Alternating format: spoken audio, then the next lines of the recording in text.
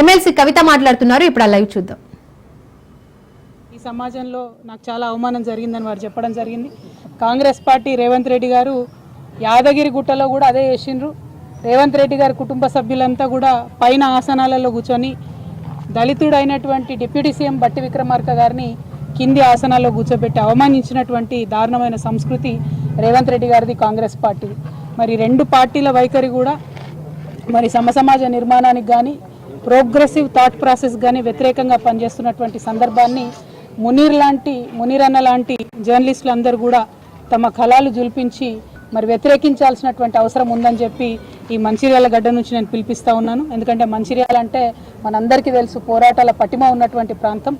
మరి ఇక్కడ ఉండేటటువంటి వారందరం కూడా నిర్ద్వంద్వంగా ఖండించాల్సినటువంటి రెండు చర్యలను కూడా ఈ సందర్భంగా గుర్తు చేసుకుంటూ మరి మునీర్ అన్న ఆత్మకు శాంతి కలగాలని మనస్ఫూర్తిగా కోరుకుంటూ వారి కుటుంబ సభ్యులకి మరొకసారి ప్రగాఢంగా నా యొక్క సానుభూతిని నేను తెలియజేస్తున్నాను.